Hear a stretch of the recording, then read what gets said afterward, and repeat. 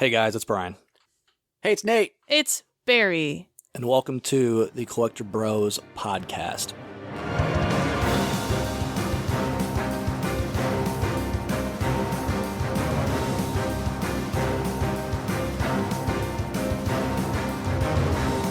Today's topic is branched off from a conversation between Nate and I during a long night of boosting Lemonsgate, actually, but it has nothing to do with Lemonsgate.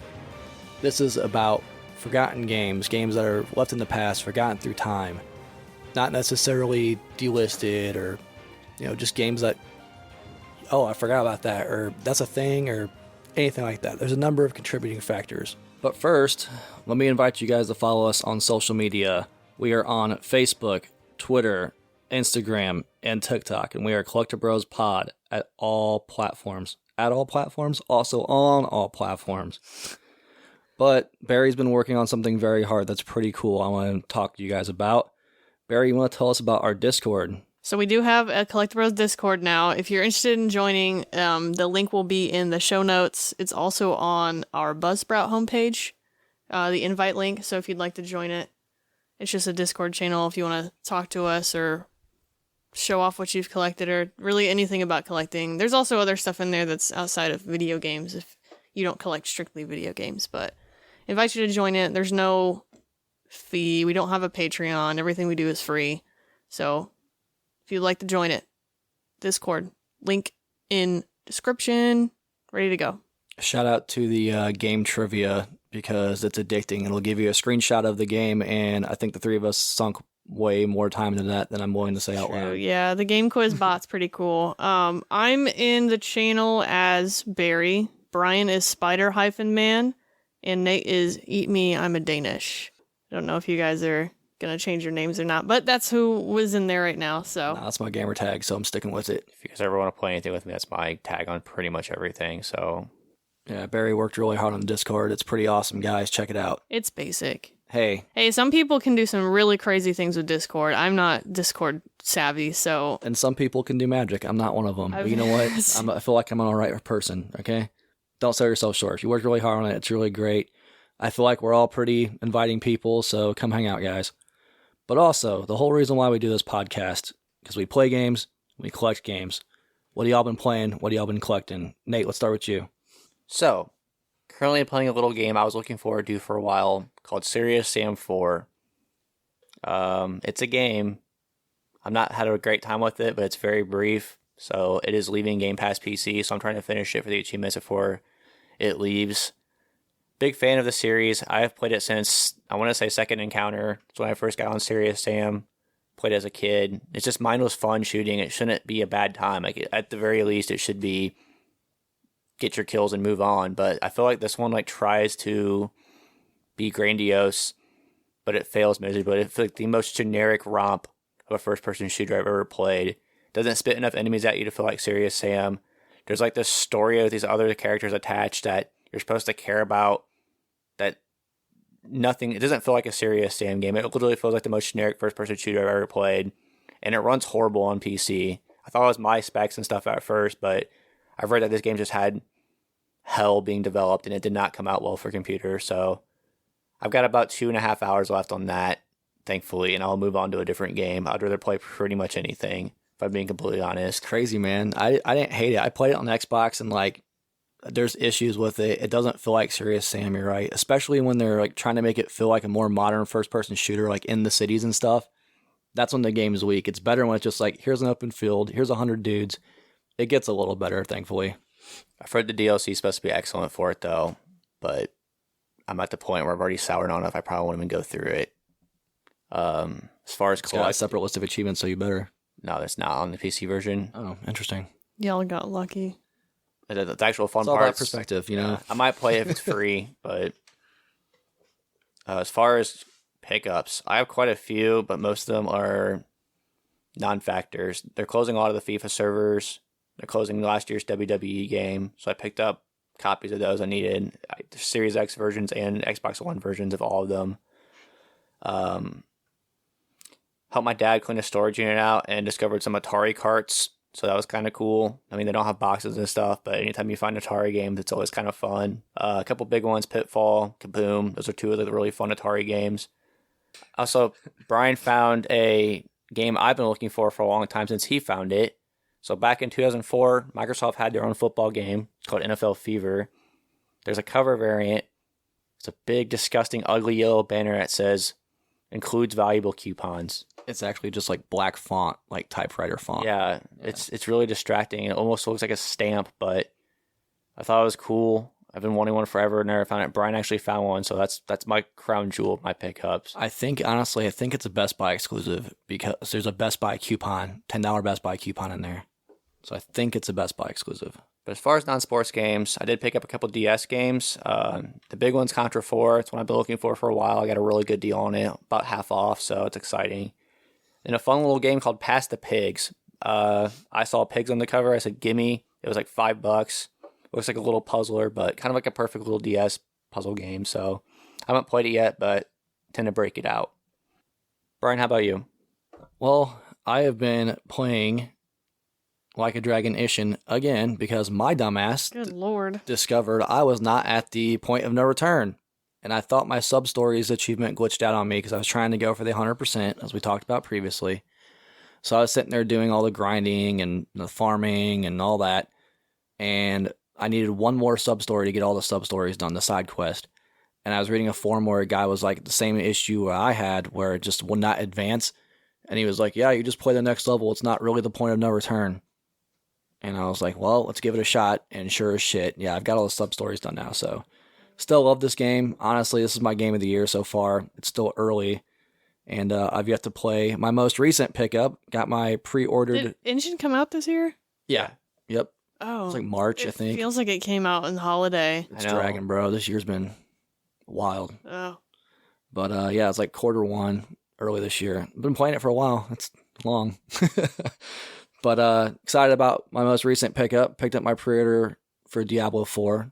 I have yet to play it, but I'm pretty excited for it. Heard a lot of really good things.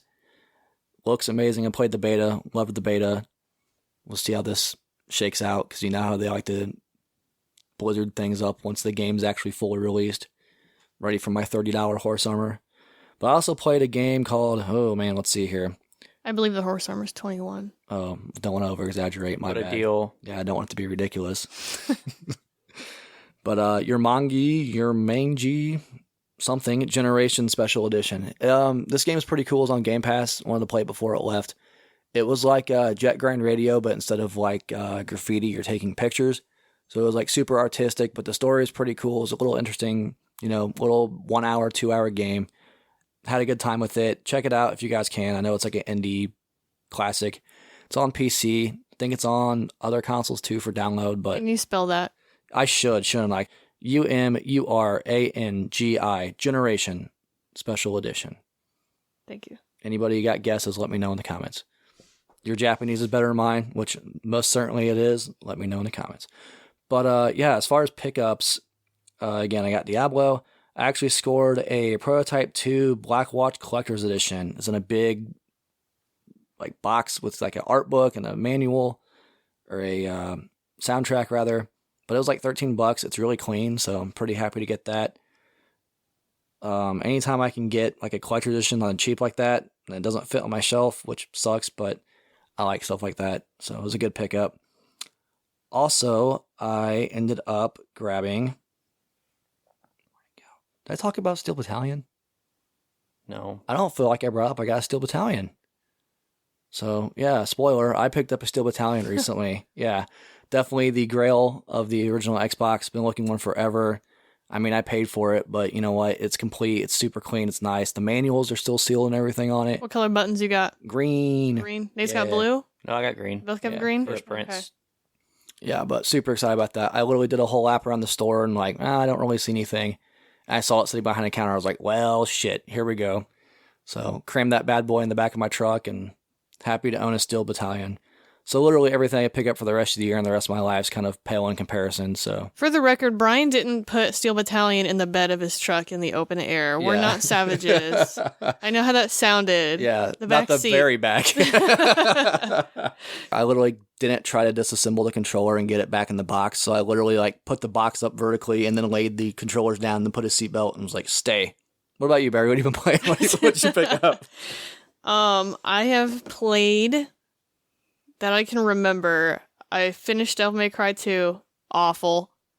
Sorry. Horrible. As everyone says, That's huh? bad. I don't remember. It's been so long. It had been a long time for me too, and I remember it not being like the favorite. And I played it. I said, "This is horrible, awful." I remember like mildly defending it on an earlier episode because I was Yeah. buzzed from so now I was like watching any stuff you play. I was like, oh god, Dude. it's worse than I remember. I took a recording of me fighting the final boss, and it's like the final boss is all of the bosses combined into a blob, and they only have a certain like attack radius, and if you stand outside their attack radius, you can just stand there and shoot them and not move. So I just took a video and sent it to y'all and was like, this is why this game is horrible, because I'm just standing there just pressing the square button and just shooting the boss, and the head's whipping around trying to hit me and it's just missing. So Oof. not good. Beat Devil May Cry 3. I didn't play the Virgil line. I'll just watch the cutscenes because I was just trying to get through them. Started Tales of Vesperia because people say it's the best Tales game. I'd never played it. Beat that one. And now I'm playing currently Immortals Phoenix Rising. Oh, nice. How is it? I'm having a fantastic time. I imagine if Ubisoft cannibalized their own Assassin's Creed Odyssey and made a AA version of it. That's exactly what this game is. It feels just like Assassin's Creed. The climbing's not as great, but there's still the climbing, and like the actual like character climbing movement looks just like Assassin's Creed. Opening the chest is just like Assassin's Creed. The store is just like Assassin's Creed. So it's open world. The game's huge. Because I was looking, it was like, oh, how long does it beat? It said it took 25 hours to beat the main story. I was like, oh, okay, I don't really know anything about this game. I feel like I remember people comparing it to Zelda Breath of the Wild when it came out, but it doesn't feel anything like that. It's basically a AA Assassin's Creed reskin. But you like play as this guy who survives a boat accident, boat crash, and everyone's turned to stone except you. You're the only mortal alive, so you have to help Hermes like defeat I can't even remember his name. One of the Titans. One of the Titans is killing all the gods, trying to kill all the gods. So you have to help. Kratos. No, it's not Kratos. It starts with a T. I can't remember his name off the top of my head, but you have to like gain all these godly powers to go fight him to restore the gods and like restore all the people that are in stone. The game's story is interesting. I always like anything that's like Greek mythology because there's so much you can do with it. Like everyone can always put their own spin on it, and it always it's Greek mythology, but sometimes Zeus or Poseidon is portrayed differently or whatever. The dialogue is so corny. It is so corny. It's like hard to listen to sometimes. Is that intentional or is it just unintentional?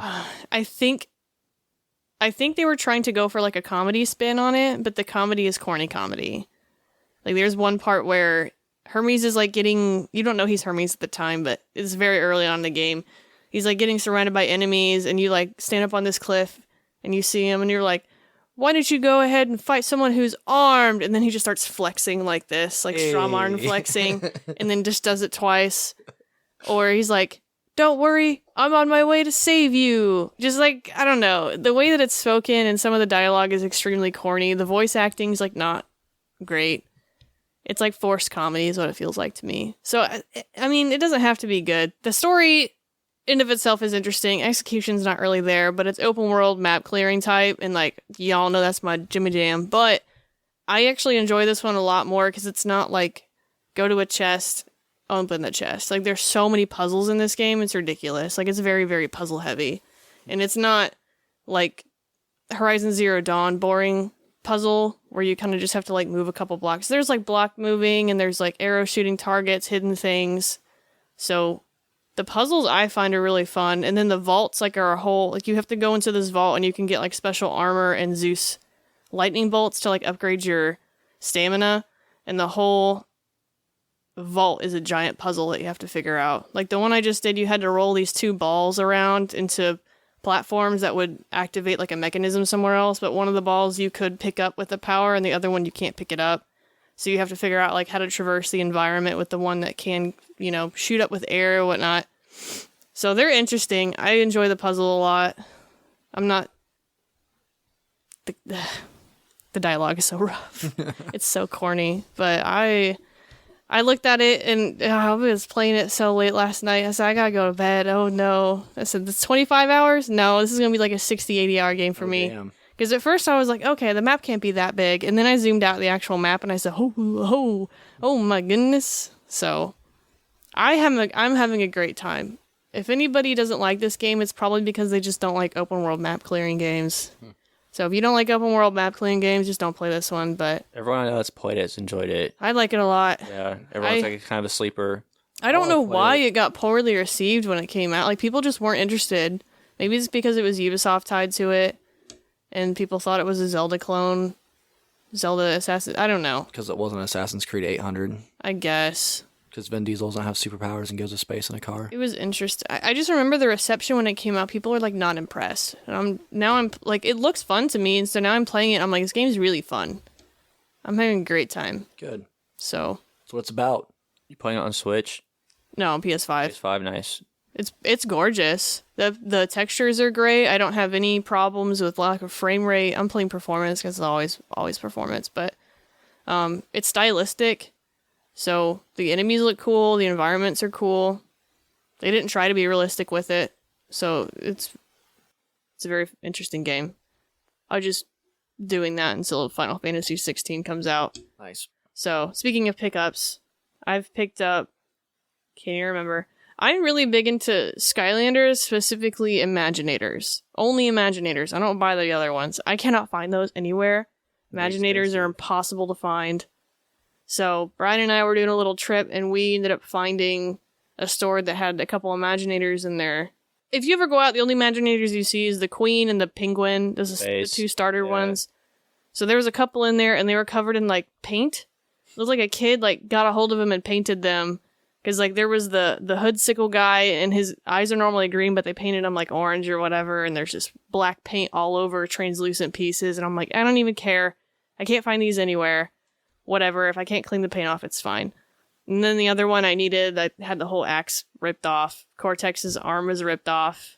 Crash was missing his nose, the tip of his nose. Looked like a dog chewed the nose off. So I ended up getting those two, and the paint came right off. Just water. I'm assuming it was temporary water, paint. nice. So temporary paint's like Easy. water soluble. Yeah, I was worried it was nail polish. Sure, so I was gonna say I got to use like actual damage to figure or whatever, but that's good. I mean, even if the paint didn't come off, I was like, I don't care. These are still workable. I cannot find them, and I don't want to pay online prices for them. So I got those. And then, obviously, by the next episode, I should be gushing all about if this Final Fantasy 16 Collector's Edition was worth my $433 or not. So, special is it worth it episode? We'll see. We'll see. I'm excited. They've charged me. I also ordered Power Wash Simulator. Yeah. So I Power Wash Simulator charged, so that should be shipping out soon. I'm pretty excited for that. Physical copy. That's it. Forgot that's a thing. Need to pick one of those up. So let's get into it. But yeah, there's so many dormant franchises, and there's, iconic, classic franchises. I think everyone's first thought's like, oh, Konami just letting their shit die and rot. Yeah, no one's forgotten about Castlevania, but I mean, we sure as shit forgot about Lord of Shadows and everything else that just didn't make it, and it's not going to get remastered, or it's not going to get uploaded on a different eShop. Whereas like the initial Castlevania, you can play it 100 different ways. There's so many dead franchises that could be resurrected that time and developers and corporate assholes forgot about. I mean, Konami is the big one for me, just because I love Contra, I love Castlevania, and give them credit. They tried to bring Contra back a couple years ago. There was no heart. You could tell it was a pure cash grab. Didn't it feel like Contra? Exactly. Why the fuck is there like a pig man walking around or a dog man? Like, what the fuck is that? That's not Contra. I think they were trying to go for like the hardcores, Contra hardcorps, but like still, it didn't play like Contra. It didn't feel like Contra. It's fucking whack. When you get people that don't give a shit and trying to make money with these things that we love, it's like the movie episode we talked about. You get people that have no business getting involved with it. That's the kind of shit you get. But now Konami is just worried about making pachinko machines, and Castlevania is the big one for me. It's like, yeah, we got this iOS game that was actually not horrible, but it's not Castlevania. Like, Castlevania is the big one for me. What's the last Castlevania game to come out? Like, legitimate Castlevania game. Yep, not Bloodstained, whatever Yeah. shit that was So called. if you don't count the compilations, which, I mean, Like a that's- new Castlevania yeah, game. Lord of Don't count Shadows the 2. iOS one. Lord of Shadows 2? Yeah. Those 2 generations ago? Yep. Was it probably 10 years ago at this point? Yep. Good lord. See?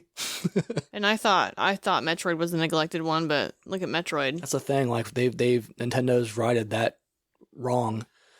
And they listened to fan feedback. It's weird, especially for a Japanese developer. Like, Capcom's kind of done it. Like, don't y'all want to catch Capcom?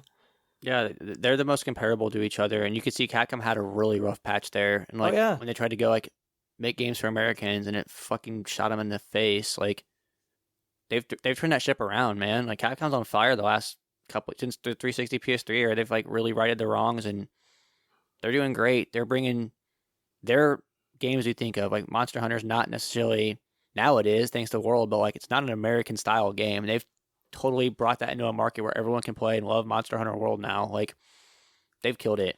The biggest argument for Castlevania is like, oh, it can't play in modern. It's like, well, they found out how to evolve Resident Evil naturally. I mean, Metroid Dread was one of the most Exactly. popular I was gonna Metroid say, games ever, and it's the exactly. same time, Nintendo- same type. It I mean, feels they- like Metroid. They made that fucking Castlevania game for the 3DS, and it was the game that everyone wanted, but it looked like absolute shit, and it played like shit. And they were like, this is what we wanted, but you guys somehow still fucked it up. Yep. And See, everyone shits on that game. They tried, and it's graphically like it looks impressive, but it doesn't feel like Castlevania. Like there's no heart. It's just a soulless husk of itself. And it's like, oh, it's a side scroller. Wink, wink, nudge the elbow. Look, it looks like Castlevania.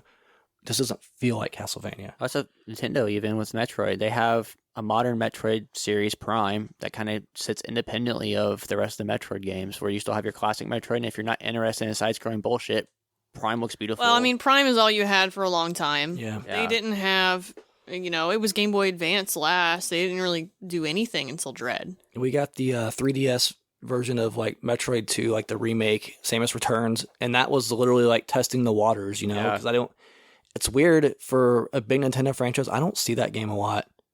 Like, when's the last time you walked into a store and saw Metroid Samus Returns? Like, I don't know what I see the demos a lot. yeah, it's like I don't want to sit here and be like, oh, I don't know about the print mount, but it seems like compared to other Nintendo properties of the time, especially on that console, I don't see it very much. I will say you can definitely tell that game was a tester because of it having a demo. I mean, how many DS games had demo carts go out? right. Like that was an epidemic problem in game stores, like secondhand game stores at that time period, because you had people who can't fucking read. You get a cart only, and it says in yellow in a yellow box demo, and they'd buy it as the full game. And I'm like, you guys are killing me right now. Open up your eyeballs, get some glasses. It says demo on it, but like, how many other DS demos do you guys Right. know of? Can't think of one. I see more demos in the actual game though, so I don't know if that was indicative of how it sold. Yeah. But It's old enough to get the waters ignited, to get us Samus Returns, and to get us Dread and the Prime remake. So, I mean, that's the thing. And again, another Japanese company. What the fuck, Konami? We're going to change this episode title. It is frustrating, though. I mean, Well- that's my biggest offender. Do you have any, Barry? Because I know you're into the RPGs and stuff. There's got to be like a dormant franchise.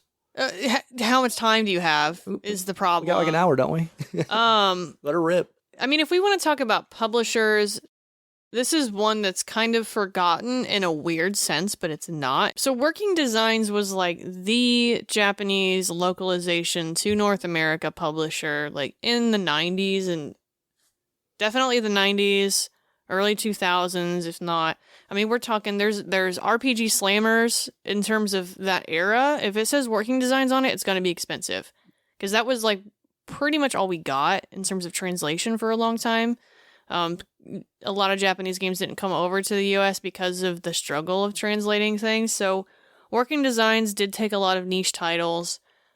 You've got not niche titles, but people who don't collect RPGs, like you probably would have never heard of some of these. Like Lunar's a big one. A lot of people probably know that one. But then you've got games like Vey, Albert Odyssey. I think Magic Knight Rayearth is Working Designs. Those, like, you are an RPG collector, you know those games. They're not really forgotten. But then you've got small ones like Alundra. People don't really. I'd be like, Katie, you're a game collector. Have you ever heard of Alundra? Like, if you don't collect PS1 RPGs, like, you probably don't know what that game is. So the one I wanted to bring up specifically is called Vanguard Bandits for a couple reasons. Vanguard Bandits, so it came out in 2000, the same year the PlayStation 2 came out. Back into the PlayStation 1. I mean, the PlayStation 2 is backwards compatible. They didn't stop making PS1 until 2006. So a little bit of a death sentence. So a little bit of an overlay, yeah. Working Designs already wasn't super popular, but like the people who knew about them, like were diehard for Working Designs. It wasn't a super, super popular publishing company over in the States, though. But the problem was it was so close to Front Mission and Final Fantasy Tactics. And those are very successful. So basically this game, and it actually originally was called Detonator Gauntlet, but they had to change it because Midway said you can't have Gauntlet in the title and be a similar action-adventure game. Yeah, that makes sense. So, and in Japan it's called Epica Stella. But here it's Vanguard Bandits. And so it is a support-centric strategy RPG featuring tactical combat in a medieval fantasy world in which knights and soldiers pilot mechs. So it's an isometric grid style, just like Tactics. And so with the kind of resurgence of tactical games recently, like Tactics Ogre Reborn was recent. Triangle Strategy was a big deal. Like, it was kind of quiet, and then everybody was like, this game's actually really good. Fire Emblem's not so much like this one, but Gundam's really popular now. Anything with a mech is popular now. But you take like a mech game and then you slap it onto a tactical strategy game that people are begging for Final Fantasy Tactics to get remade. But I'm like, this game was similar to it. It didn't review horribly. It got 6 and 7s. People, when they reviewed this one, they said it wasn't like remaking the genre, but it's a good tactical strategy game. It didn't take off. Nobody remembers it. Like, I don't know, a lot of tactical strategy fans, they always talk about Final Fantasy Tactics and Fire Emblem. And I'm like, there's more out there. Yeah. Vanguard Bandits is one I never hear come out of anybody's mouth. Yeah, I wasn't familiar with it until we've talked about it in random one day. I know about it because I learned very early on in video game collecting. If it says Working Designs and you can afford it, grab it. So that's that's the reason why this game's ever come across my radar, because like Working Designs is usually a stamp of quality too. But it's interesting you bring that up though. If you're not a collector, if you're just an average consumer, which it's hard to put ourselves in that, but majority of people out there, they're not going to have any idea what this is. Mm-mm.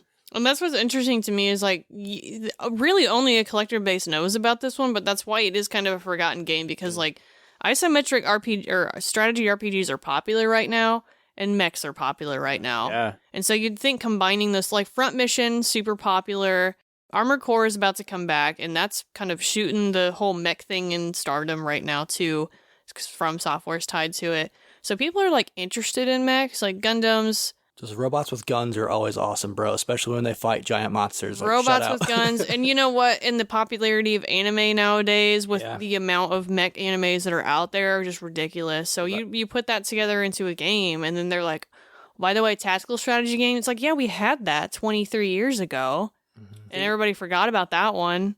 It's expensive. It's about a $250 game, though, because it didn't do well when it came out. Because it had to compete with PlayStation 2. Right. And Working Designs was always fairly low print anyways, right? Yeah. So that's the thing. I think the accessibility of a lot of this kind of stuff has a lot of new fans building. Like, anime is bigger than it's ever been. Like, there's streaming services where you can watch. Like, I remember it being like very niche when I was young for anime. Like, I'm not huge into it, but it intersected with like comic book conventions and like Godzilla conventions and shit, because it's like, hey, like, you have obscure shit. This is the only place you can really go get it. So like, we had a lot of like anime friends and stuff, and now it's so commonplace. Like, you go to Hot Topic and buy anime shit, which is crazy. And like, it's funny because like I can't remember what it's called, but there are anime that are this game. Like, you want to talk about medieval knights in Fantasyland, but they have medieval mech suits. Like, there's anime shows of it. Yeah.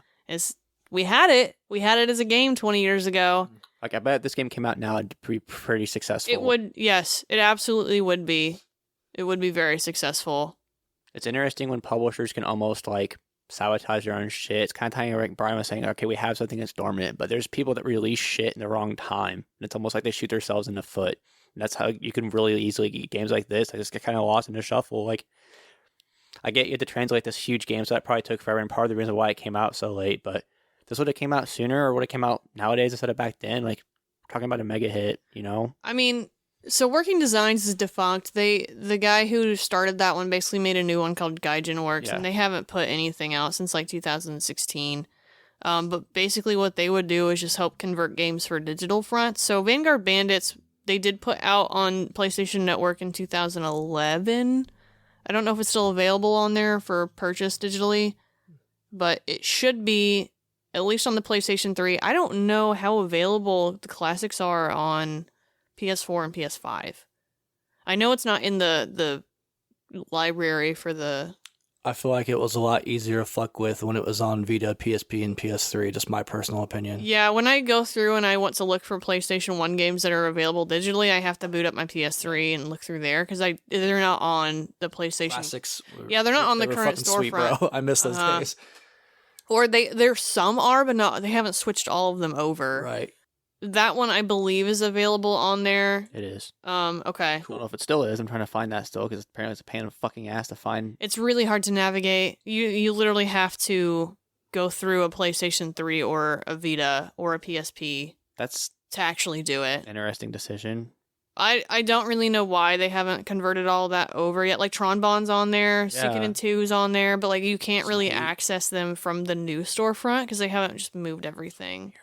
Yeah, it's very Like, strange. what are y'all doing? Make your money. But at the same time, like we've only had the ability to play PlayStation 1 games on the newer consoles this generation, so we might start seeing them switch over. Let's get that moving, Sony. Let's go. I Right? will say that this is completely off topic, but the way they implemented that between like the Vita, the PS3, and even the original PSP was so easy, it was so clutch. I remember like transferring my Symphony of the Night save on the PSP. The cross save straight- stuff. So easy. Yep. It was awesome. So I hope for this generation they finally bring the storefront over because there are tons of games on there I'd like to play. I mean, I understand they were going to shut the service down and there was such a backlash that people didn't want to do it. So honestly, like, if you guys want to shut down the PlayStation 1 and PlayStation 2 services for the PlayStation 3 and just migrate them to PlayStation 5, like, that's fine. Because we can still play them. Like, the matter of the fact is we were mad it was going to get shut down because we wouldn't have access to them. Use all of them. Yeah. Yeah, so you bring access to the PlayStation 5 and shut it down for PS3, I'll be more than happy. Because I don't have to break out the freaking block to play it. Like, I'm happy to hear Sony seems to have like that they're listening since the launch. Like they've definitely shifted their focus. Like maybe we should pay attention to this because it's one of like the few positives that Microsoft had over is like Sony's definitely on like that same bandwagon now, which is great because like I feel like everyone needs to be on that bandwagon. So And And then it's Nintendo just- goes. Yeah. I mean, it is in the same like concept of like there are tons of games on that storefront that are forgotten, and now like some of them are available on the game service. What is it called? PS Plus. PS Plus, Essential, Extra, whatever bullshit. They can't make it easy like fucking Game Pass and Game Pass Ultimate. At least they can name their consoles. That's They've got fucking 4 tiers of. Anyways, there's now ones all available on that content that people are like, oh shit, do you remember that game? And then they play it. Yeah. There's a ton of titles on there that haven't migrated yet, and I'm like, y'all need to bring them over so people can have access to them again. And shit like this is why preservation is important. And then, you know, maybe in the future they're gonna see in their little fucking nice little servers how many people downloaded Tron Bond for PlayStation 1 and played it and be like, wow, this game is pretty popular. Let's make a Tron Bond fucking new generation Tron Bond. I don't know. Mm-hmm. But like, you're never gonna know how many people are playing these games unless you can track it. Yeah. right. Which like this is a strong argument for having a digital accessible version like that you can actually stream. You know, you can actually see the fan interest because like they ain't checking eBay sales to see who's buying old shit. You know what I No. mean? Like, There's some penny pincher marketing fuck out there that's his only job, bro.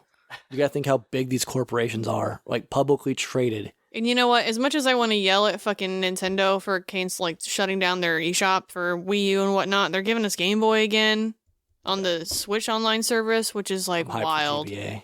like they're trying. They're just doing it their way, not They're- really listening to They're trying in the most Consumer. weird backwards way. classic Nintendo. Really.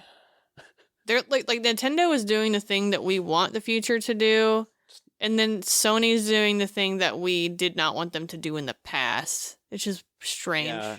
And I think part of the reason why Microsoft's so good is because they have this. They're clearly like the earliest company. You know, they don't have as much to preserve. So like on paper, it's like, Mhm. well, look how much they've. Yeah, but it's been around. They've only had modern shit. They don't have Then five again, consoles. you then know what again, I'm saying? PlayStation has a huge fucking library. Well, that's the thing too. Sony has significantly more games than Yeah. Nintendo too. So like it's easy to look at Microsoft. Look what they're doing, but it's like they have way smaller. Like you don't realize the scope of how For small. Xbox. Imagine Xbox how many 360, Windows Xbox One. 3.1 games are just completely gone. Yeah, but imagine the licensing hell for those games too, dude. They own them. Some of them. Oh yeah, not everything obviously, but there's plenty of like here's a good example. So like when we were bored I was flipping through like my want list for PC because weirdly I've been struck with a nerve, and it's probably from our conversation trying to track down this game. I was flipping through like my Game Eye app trying to find like old PC games that Nate and I used to play as kids, and I like to get them because it's cheap to collect, DOS, IBM, Windows 3.1 big box PC games for the most part. And stumbled across Microsoft Fight Simulator. Like I didn't know it was a thing. Like it's probably horrible now, but like Flight Simulator on the Series X it's an experience. Imagine a dogfighting version of it. Dude, that sounds awesome.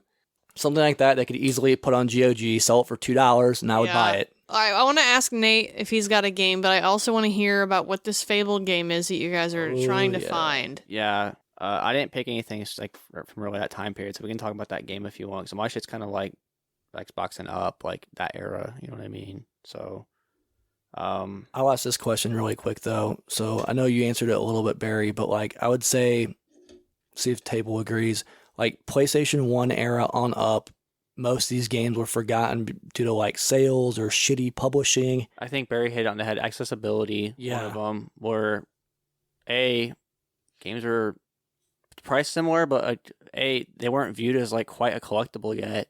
You know what I'm saying? So like, it's kind of weird. Yeah, now like everything you can kind of like hold on to that. There wasn't really that thought back then. It was trade it in, get rid of the fucking case and shit. Well, it's really interesting too because like in that time period, the internet wasn't as such a big thing as it is now. And a lot of these, there were so many games getting put out. And the only ones you really heard about were the ones that were heavily push marketed. Yep. And they got reviews in magazines. And like you couldn't just go to a website or listen to watch a YouTube video on a review of these. So there's hundreds of games that don't even have Metacritic scores because there's no press critic coverage. reviews there's no press of them. It might have been mentioned in a magazine where it was like, here's a game that's coming out this month. I know a lot of the old magazines back then, like they had no idea what was going on in Japan, so they had someone living in Japan, mailing them fucking stuff letters for and made their an article columns. out of it, yeah. So there's a lot of lost in translation stuff in that time period, and the reason that there's so much saturation now is because we have the ability to access all of that instantaneously. Yep. And I don't really want to promote or demote websites too much, but I do go on RPGfan.com a lot. And they're actually some of their writers are going back and re-reviewing old games that they'd never played before. That's cool. So they'll go back to like PlayStation 1, PlayStation 2 era games and do a review on them as if they came out today, in that sense of like, well, we never reviewed this one way back when, let's give it a fair shot now. And I'm seeing that a lot more where they are still reviewing the new stuff that comes out, but some people are going back and giving those games a fair shot. And it's kind of hard now, in a sense, to review a game that came out 20 years ago because you're not in that moment 20 years ago to understand how much of a technical marvel this would have been if it came out. But I feel like all in all, they're pretty fair in their assessment for these games of giving it I can see why this was a big deal when it came out instead of comparing it to PlayStation 5 era shit. Right. So it's funny too because back then a lot of these. I remember specifically games would be like, graphics 5, the game's a 10 out of 10 overall because the graphics are fucking awesome. That's all we cared about in the 90s. So, I mean, now you hear greatest games of all time. When you hear greatest games of all time from that era, it's the same lists because it's the money that got pushed them up marketing better. There are some really great games that never got any professional reviews ever. No doubt. There's games that were influential on some of the mega hits you're talking about that were, I know I'm not going to make it too Kojima fanboy here, but Police Knots and shit or huge Snatcher, they're great games, but hidden, they weren't marketed. And those were the foundation for Metal Gear. You know what I'm saying? And it's everyone knows fucking Metal Gear because it got the fuck pushed out of it. But there's tons of games through time that the hardcore fans would know because you sat there and gave a fuck, but they weren't successful back then. They're successful because people went and found them now. Before game collecting made a huge thing, people who have Snatcher, there's a couple that probably spent the $2,000 on it, but a lot of them found them at pawn shops for $5. Right. And they're the weirdos that were collecting games before it blew up. So I mean, in my niche of the RPGs, in that time period, it was Final Fantasy or bust. But there are so many good ones out there that from companies that just aren't kind even of- like RPG companies. Like yeah, they're Konami just has- kind of overlooked. Yeah. Like Shin Megami didn't get popular until recently, and there was just Shin Megami games out the asshole on Because the of PlayStation Persona, 1 though. and PlayStation 2. You know what I mean? Well, Persona though, Persona 1 and 2 was on PlayStation 1. Persona 3 was on PlayStation. Actually, Persona 4 was on PlayStation 2 as well. Persona 4 is one of the best Persona games in the franchise, and it was on PlayStation 2. Yep. It didn't get popular until it came back out on the Vita, Yep. and then we got 5. But like PlayStation 2 era, you had to compete against Final Fantasy. Which, like, funnily enough, Persona 5's on PS3 also, so it's like a generation Right. that most people think, which is So interesting. there's tons of games in that era that got pushed to the side in lieu of, you know, the powerhouse that Squaresoft was. A lot of it's at the time. I think, especially with your games, like RPGs, they weren't huge here. Like you said, it was really Final Fantasy, and that's like fucking. There's so many games that like never made it here because they're like, they're not gonna care over there. It's not even release it over there. There are a lot of them that didn't make it, yeah. There's a ton But of even with all the ones that didn't make it, there was a ridiculously huge library of ones that did, and people still don't really talk about them. All right, so let's get into this game. Tell me about your caveman DOS game. So this whole conversation, how this started was we were literally talking about old DOS games. So like I would be like, man, Nate, what was the name of this game? It was like you were a ship, you were going across a screen, and you shot stuff. It was like a vertical shooter, and you'd be like, oh, Major Striker. And it's funny for DOS, for you guys that don't know, a lot of these games, like it wasn't like Windows where you click on an icon and it starts. You had to type in executables, and like 9 times out of 10, it was the game abbreviated or whatever. So I don't know how I forgot a lot of these because I still know some DOS prompt to this day. But yeah, shout out to Major Striker. That was one of them. You can go play it on Steam right now. I bought it on Steam for 99 cents after our conversation. Hell yeah, that's amazing. Does it run? Fuck yeah, it runs. Okay. Will it run on my Surface tablet? Yeah. Because I will go home and It download automatically fucking opens reg- DOSBox and runs it through DOSBox. All right, I will say a slight deviation, but we have discovered that games you get off of GOG, generally in this era of being old, run better than Steam. Yep. The old ass shit that you get on Steam, like Nate and I had a problem with Gothic. Yep. Sucks. Gothic Steam will not run, but the GOG version will. Something I will say about the Steam games, if they're DOS, like I know like Arena, Daggerfall, was just recently optimized a little better, but it opens DOSBox for you automatically. So like DOS, not a big problem. Like early Windows games, like big time problems with some of them. The DOS ones are a lot better I now. haven't had a single issue with any Okay. DOS game so far. So I could see that though, because I mean, if you think about it, yeah, I remember you can launch DOSBox on Windows 95, 98. But okay, so this damn game, we're talking about the Major Striker, other stupid bullshit we played as kids. Piganitsu, shout out to it's Piganitsu. on Steam also, 99 cents. So this is cool. So yeah, the moral of the story is all these games is like Nate and I thought were from our childhood that are lost forever. We found minus one, and I'm going to refer to it as the Caveman game. And before y'all start, it is not Caveman Olympics like ugh, get it, Caveman. It's not that game because we played that game too, which is funny. We didn't remember we were playing it until I watched a gameplay video of a dude running with a torch. I was like, Nate, we used to have this. Like, I remember this dude running with the fucking torch. But this Caveman game, It's not the humans. yeah, it's not the humans. Like, we've looked everywhere. The only there's apparently one other human being on the planet looking for it because we found an old Reddit post where a guy was describing it to a T how we were describing it. So it's not like it's a weird false memory either. But what I can tell you is basically it wasn't like a side scroller, but you went left or right on the screen. You had to hide in bushes and like other cavemen walk by and you'd like bomb them in the head with a club. It sounds stupid, but this dude, I would pay $1,000 to play this right now. I promise you, just because it's driving me that crazy. Oh Like, my graphic God. style would be almost better than like, what's the word I'm looking for? Better than like Spectrum graphics, but like shitty for DOS quality, honestly. Yeah. Like very, very, very pixelated. Like not quite Atari crappy, but like a step above. It could be like an Amiga port, like straight up. Yeah, I think Amiga color scheme is a pretty good way to describe it. It wasn't like a high quality DOS. You got game by maybe any 6 colors total on the screen, Good a lot of Lord. green, a very lot of blocky. brown. Like But just hiding in the bushes and clubbing these dudes. It was a big club. I remember that just like boom, and it would go bonk. I don't remember, and it's not bonk. It's not bonk people the big say nose bonk, caveman. It's not bonk. It's not the other one that has like the. It's not Joe and Mac. Here's the crazy the- part though. So it might be on my DOS computer still, but I don't. There's a command you could run on DOS to like see the executables of everything installed. I don't think it's on there. Have you tried? Yeah, It's not Jill the Jungle. I've merged. Like I sit there and Jill the Jungle is another one we used to play.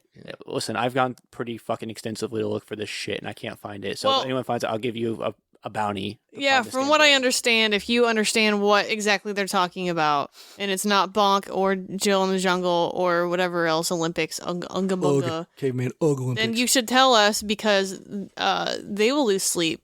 I've already lost sleep. I will tell me what you want for your collection. We'll try to make it happen if it's not something fucking insane. That's how much I want this damn game. So that's the thing, man. Like, this isn't floating around. Like, this was literally probably some dude made this shit, and we bought a shareware copy, or we bought the floppy disk at like hell. Back then, we probably pirated it. Let's be fucking 100% honest here. Yeah, that too. I mean, that was the thing back then. When we say Wild West and computing, like most people had games because you shared. You could just burn it. I mean, that's how a lot of these Yeah. predominant video game companies started. Yeah, so you literally, I'll swap you disk. You got this. You got Jill of the Jungle. Cool. Put that on a floppy and trade me. Boom. I mean, CD Projekt Red started Yep. doing just that in Poland. So The thing, especially like European computing, like they had computers being pushed a lot longer than we did. With like we had consoles kind of come out and change the market.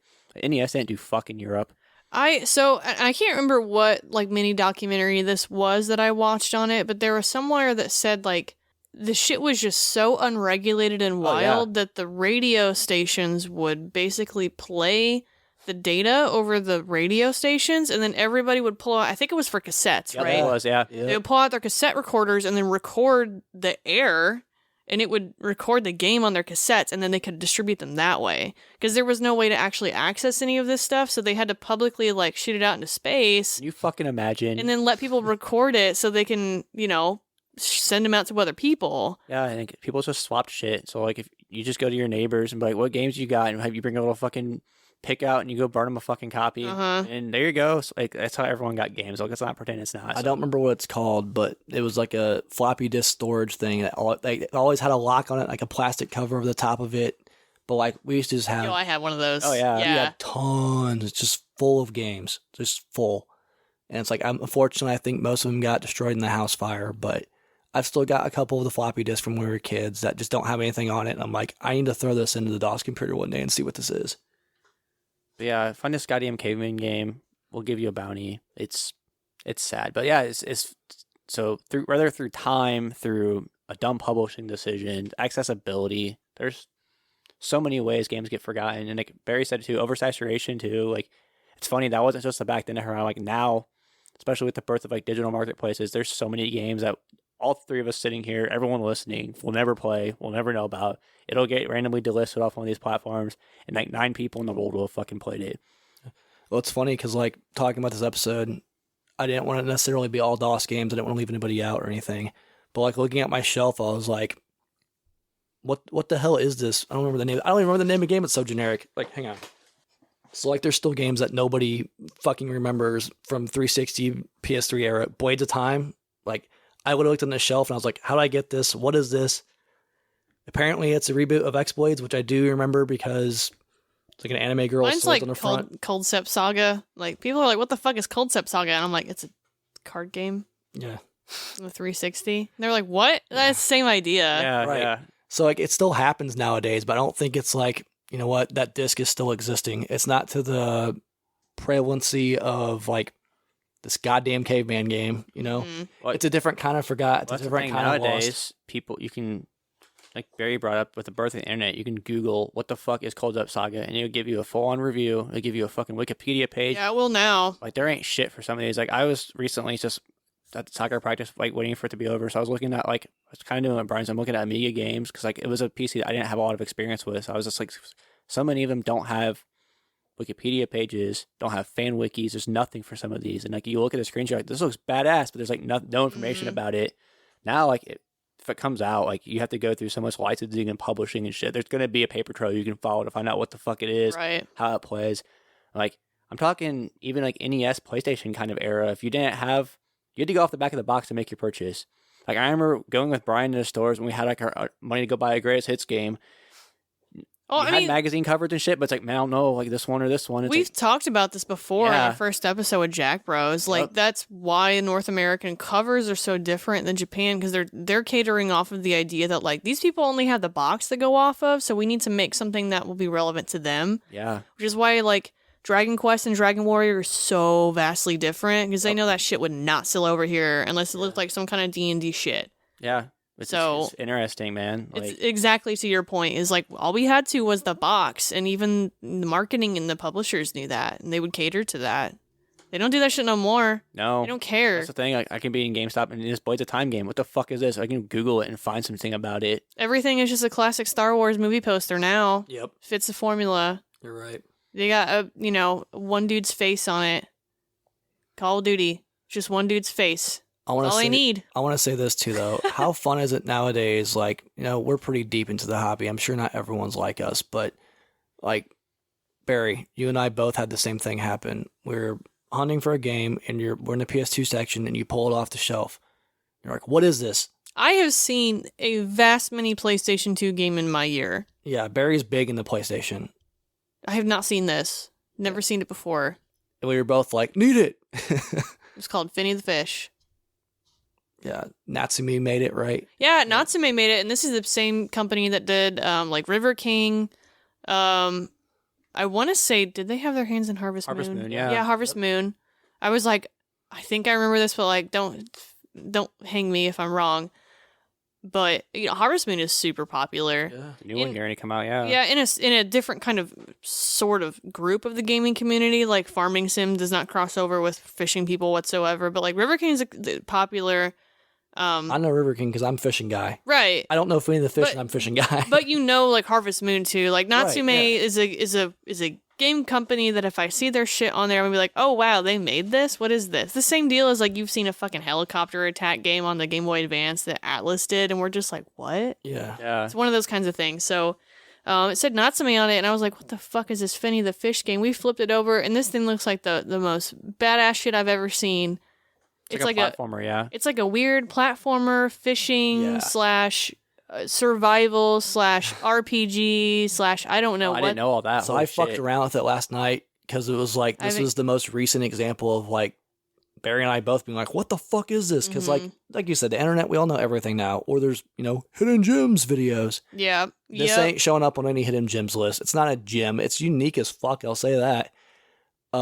Not to go into a review or anything, but like blown away with how clean the animations are. Like he plays the fish, who's got an earring on his hind fin. By the way, it's fucking Tail sick. fin? Yeah, it's got some tood, but not really. But yeah, super smooth animations and stuff. And I'm like, this looks a lot cleaner than a lot of PS2 games. All right, hold on. Let me grab this real quick. Bro, it's kind of dope. It's super unique. It's not really like fun's the wrong word to use, but like you ain't playing anything else other like Finny the Fish. So like this is sitting on the shelf, and I know damn near every single PlayStation 2 game by its spine. Like I go down a row and I can nail what I've never seen before. And I'm looking at the spine and it's just blue with a bright yellow finny. And I'm like, what? And there's a fish on the bottom. And like, you know what your classic fishing game spine looks like. Your classic sports game spine looks like. Like people who have collected for a long time, like know when they scan through things very quickly, they know what they're looking for because they're looking for things that are odd. You can sift through it like golden sand. Yes. Yes. We are very, very well experienced in doing this. Especially working at a game store for a long time where I had to find specific shit for people and thousands and thousands and thousands of shit with no inventory system. But anyways, so I'm just seeing the spine and I pull it out and the cover is the most cool thing I like. It is a cartoon, thick-ass giant bass with, like, Finny the Fish and the Seven Waters on the bottom with the Natsume on it. And we flip it over, and this dude... All right, you guys have to look this up, but it's, like, this fat-ass bass that looks like it should be pregnant, just jumping out the water. And then you've got an old man sage turtle with a goatee, and he's got, like, monk beads on and a staff. It's Master Roshi. A frog has a scarf on, and it says you can collect fishing lure. Yeah, you play as the fish, and you like have to get caught by fishing lures, and you try to break the lure off. Like you just jam the shit out of the X button. It's like opposite of like a fishing game. Yes. It's like you are the fish trying to get away and collect the lures. The font on that logo is fucking fire with the F. Like, yeah, dude, check this out. Yeah. It's so awesome. The fact that like his chin goes onto the spine this also. This is in my collection. Yeah, 100%. We literally picked this up, and I was like, I'm looking at Barry because I'm hoping she's gonna like put it back or something, and then she opens up and there's no book. I was like, thank God, let's just go get it on I know, eBay. yeah.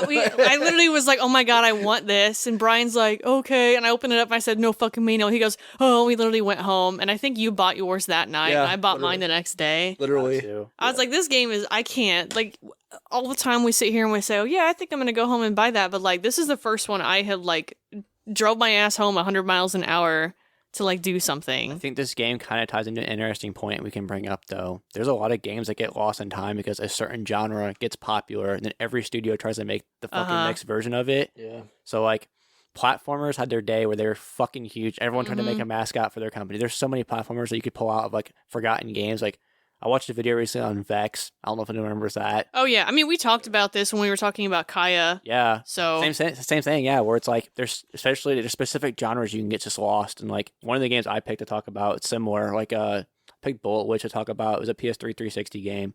But like think if Bayonetta didn't have any charm or any I thought Bullet Witch was a shooter, a vertical shooter. Yeah, it's a third person shooter. So interesting. Yeah, it's not fun. It's not good. It is like if Bayonetta had no pizzazz, no fun, no soul. And it was like, oh, third-person shooters are popular. Let's make it.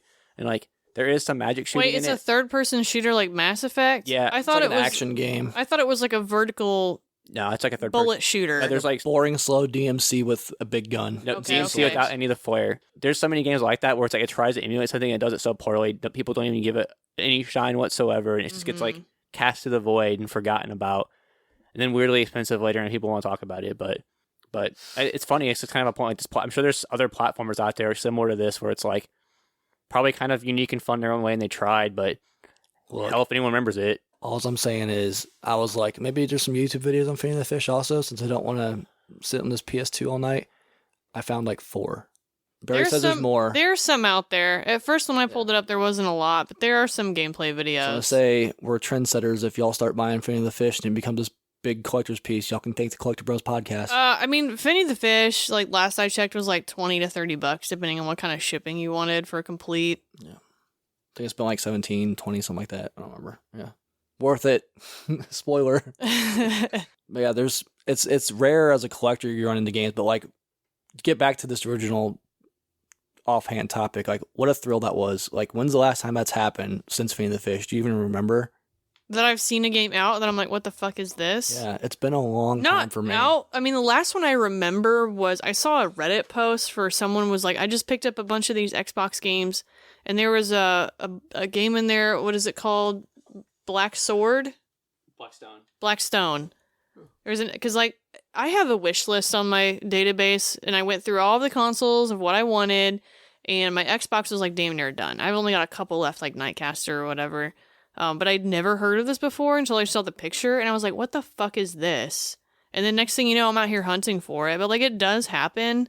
In person though, I've never really pulled anything out like this in terms of like Finny the Fish, but I don't know, someone's showing just a random picture of their haul. It was like 30 games. It wasn't even like 2. Huh. They were like, here's a list of the 30 games I just got recently. And I said, what the fuck is that one? Like we've all been after this hobby for a long time, so there's not a lot that stands out where it's like, what is this? I didn't know what this was, especially on like, you know, your console, PS2, like my console, like Xbox 360. I'm like, when I find something, it's a thrill, it's a rush. And like, Finny the Fish was that last hit of dopamine I needed. Well, and when you have, you know, people you go and collect with that have different interests too. I mean, Yeah. Nate can say there's plenty of times Oh, that yeah. he pulled a game up and he was like, what's this? But yeah, it's interesting still. Like, that's what I love about this hobby, though, specifically. It's like, as much as we all say we're pretty knowledgeable here at the table, like we all have been in it like for a long time, you can still find something new, like every time. That's It's true, really, yeah. it's really cool. There's times where I've gone out with you guys and you be talking about something and I'm like, what in the fuck are you talking about? And the next thing you know, I'm buying it because I'm like, this shit kind of looks sick. Yeah, like I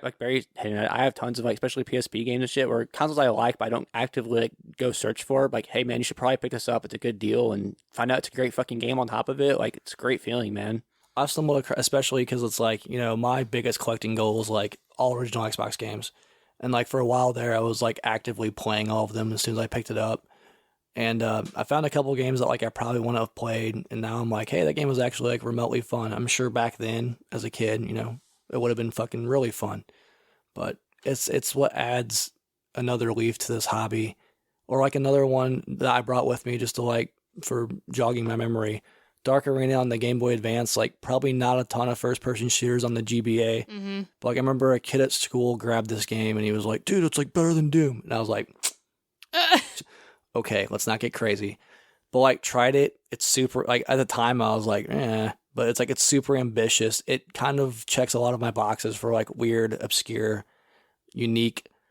It's a 3D first-person shooter on the Game Boy Advance. Like, what more do you want me to say? It's not great. It's not a godsend, but like, it's an exclusive. And I bet you didn't hear. I bet you never heard of Dark Arena. It's forgettable. It's very forgettable. And that's another fun thing. Like, I like the top 3 and the bottom 50 when it comes to games. So this is like a weird middle ground where it's in neither, but it's more towards that bottom section. So I remember playing it, and it's really fun, actually. It's 3D on Game Boy Advance, which is pretty cool. That's wild. It was the first planned 3D Game Boy Advance game. I actually was looking into it a little bit for the Game Boy Advance episode we did recently, where it's like, fuck, I remember Dark Arena. I think we used to have it. Sure, shit's on Brian's shelf, but like, yeah, I was actually looking at the episode because we were talking about games that stood out too. Like, but that's the thing, I think, especially in like the era of you growing up with a console, we all had games that like our parents got us or someone gave us for a holiday that like probably no one else really played, but we sunk a stupid amount of time into. Tons of games like iNinja. I don't know if you guys have ever heard of that one. remember it, yeah. Dude, iNinja was like the funnest shit ever, and I don't hear anybody talking about that one. I would throw that one in the I forgettable remember you said too. during the Game Boy Advance episode, you brought up the Jackie Chan game. Like, Dude, hearing you talk about it makes me want to play it. It's so fucking fun, but like, I don't. I think these are all like forgotten games in the grand scheme of things. It's funny. Like, I'd be remiss if I didn't bring up the Ninja game for PlayStation 1. Yes. Anytime, any Dude, opportunity. Shadow of Darkness? Any opportunity Hell we have to talk about dude. Ninja Shadow of Darkness, we have to. But I feel like everyone played the demo, no one played the actual game. Like, there's so many people that played that demo. It's got to be. I don't even know, dude. It was on Tomb Raider and shit, wasn't it? I'm pretty sure that was the same demo disc as Medieval. Yeah. Everybody played It Medieval. was on Fighting Force. It was on Tomb Raider, I feel like, too. I don't know. I got it in one of those Pizza Hut demo discs. That's where we got That's it. where we got it, too, Yeah. But I think there's so many games like that, too, where it's like, damn, you say about it, you have like some weird flashback childhood memory of it.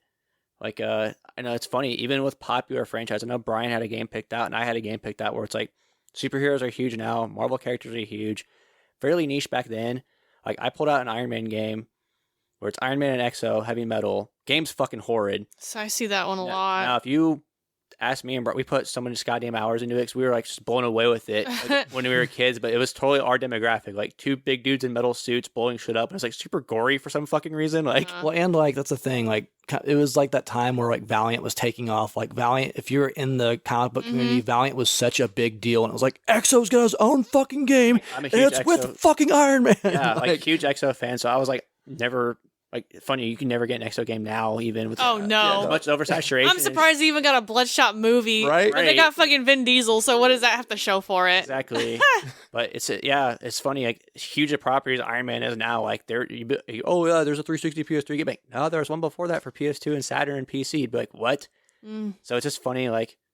Yeah, we used to play it on PC. Yeah, I forgot. Yeah. I bought it on PlayStation. I see it on later, PS1 a lot. Yeah. I just got the disc because I have our childhood copy still. But, like, put dumbass amount of time into it. Like, So much time. as far as great games and like shitty games, the distribution is questionable from like my childhood playing days, but something lured to it as a 9-10-year-old Nate was like, this is the best game ever made. The fact that it was like 2-player for us, we could both play it at the same time. It wasn't like pass the controller. It was like simultaneous. I think it's interesting how franchises as big as something like that can get kind of lost in time too. I brought that Spider-Man IBM game we used to play. It's horrible. I know we've briefly mentioned it here before, but like, it's the second Spider-Man game. Graphically, it's amazing, but nobody talks about it. Even like it sucks. Like, I hate this fucking game. But It is horrible. Like, nobody talks about it because like what came before and after it, before maybe not, but what came after it's so much better. It's a game that time forgot. shout out to like your health bar being a random fucking Spider-Man guy that turns into a fucking skeleton as he gets killed. Like, I don't know what the fuck.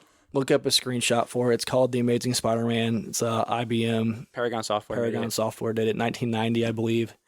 Yeah, it's not good, but no, amazing box art. I think it's weird this game, like in my small circle of like foreign comic collectors, the European versions for this game, they had a mail way, and you can get like a Todd McFarlane Spider-Man 1 variant. So like this game's known amongst that small comic collecting community. There's even people getting grade copies of the Amiga ones and shit.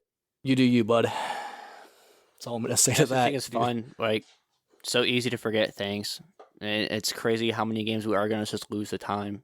The important thing is have these conversations with, your family, your friends that you did grow up playing with, because like the nostalgia is one of the reasons why I love doing this. Yeah, I collect modern stuff, but look how much retro shit I have, and it's literally because of the feels, man. Well, we should wrap this up. Yeah. But lastly, if you had to pick one game from your collection that people should know about, which one would it be? Without going too far into it. Ooh. It's actually like good. That you think y'all should know about this game, and I don't think enough people do. Fighting Force. Fighting Force? Fighting Force for PlayStation. It's co-op. It's a beat 'em up. It's a failed. They made a sequel, but it sucked, and it wasn't a fighting fuck game. that. Like, But like that's another one. Like Nate's talking about the Iron Man game. That's another one we sunk tons of time into. And I know we've briefly brought it up on here, but yeah, do something with Fighting Force. It's weird though. I've seen more and more YouTubers put videos and shit on it. So maybe. I think it was another demo disc game where people probably played a demo of it and never really experienced the whole thing. I think for me, I want to bring up kind of like franchises that are dead. Really, like another reason you can lose games is like the genre just dies. And like I remember growing up being a computer player primarily, like we had a ton of military flight simulators that were fucking awesome. Gunship 2000, it's a PC game. Yes. They did make a PS1 version of it. I think it still holds up. Graphically, it's not there, but mechanically, customization-wise, it still holds up as one of the best combat flight simulators ever made. So I'm going to throw a special shout out to Gunship 2000, which was really popular in the time when it came out, but I feel like, especially with the genre not really being prevalent anymore, it's really got lost to time. So it's a weird pick because it was popular when it came out, but people don't talk about it. People don't talk about the genre. There's no new games coming out as far as like everything that comes out now is like arcadey. This was like very realistic aimed at the time. They redid Gunship like one or two times, tried to reboot it, and it just didn't take off because it is something that's kind of died. Minus Microsoft Flight Sim, there's not a lot of true flight sims left out there. Barry, what about you? Mine's Brave Fencer Musashi for PlayStation 1. Finally, I've not heard of this. Oh, no, I know you've seen it. It's a Squaresoft game. It's up there if you want to take a little peek at it. One more time, please. Brave Fencer Musashi.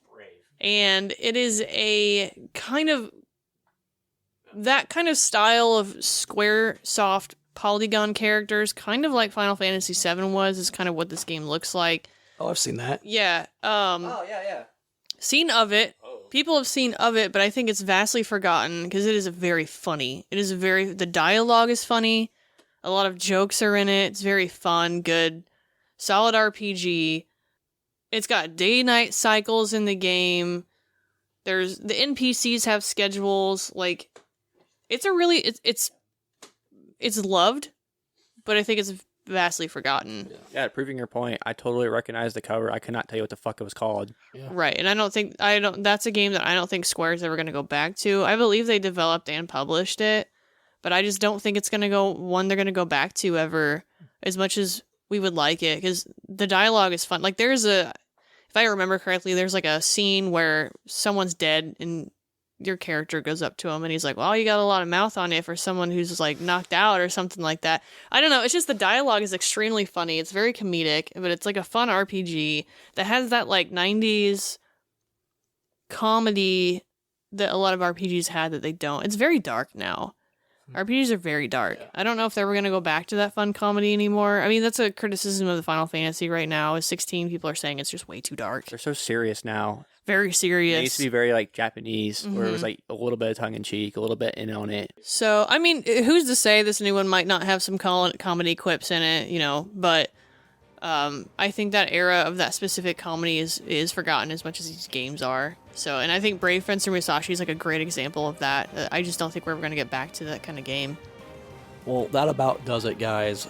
What do you guys have? Do you guys have any forgotten games or childhood games? Maybe genres? Let us know in the comments on our social media. Or if you know what this caveman game is. Yes, please to God, everything holy. I don't ever ask for anything. Please tell me the name of this goddamn caveman game. That, or do y'all remember vehicle combat games and how big of a deal those were, and they're like gone now? That's just weird. Like too. Twisted Metal? Yes. Yeah. Yeah. Anyways, yeah. Social medias. We're on Facebook, Twitter, Instagram, and TikTok at Collecti-Bros Pod on all platforms. Barry, what's the next episode about? Speaking of games that people forgot about, PlayStation 2, it's an Eidos, whatever Dios game, because we can never remember how to pronounce it. It's called Mr. Mosquito. Woo, let's go. I'm hyped. I'm so excited to play this game. This is one game out of your collection I look at every time I come over and I'm like, I want to play this. You are an uninvited guest into the Yamada family home in Japan, and you have to suck their blood because you play as a mosquito. All right. I'm so ready for this. So we're gonna see if it's actually worth it because I bought it for $1.99 many years ago. I have the receipt still. Spoiler, at that price, it's probably worth it. Probably, but I don't have a manual, so I have to buy that. Anyways, Mr. Mosquito, PlayStation 2. Excited for that one. Truly excited. How many of y'all have heard of that? Yeah. Hit us up. Yeah, let us know. I remember seeing an ad for it, and it was like, this looks so stupid, I want to play it. And like, here I am as a grown-ass man later and be like, never played it, so I'm super excited for that one. Collecti-Bros signing off. Happy hunting. Collecti-Bros off. Collecti-Bros off. Turn it off. Xbox. Turn off. Pikachu. Turn off the fucking console. Pikachu, stop recording. Eats Oddish.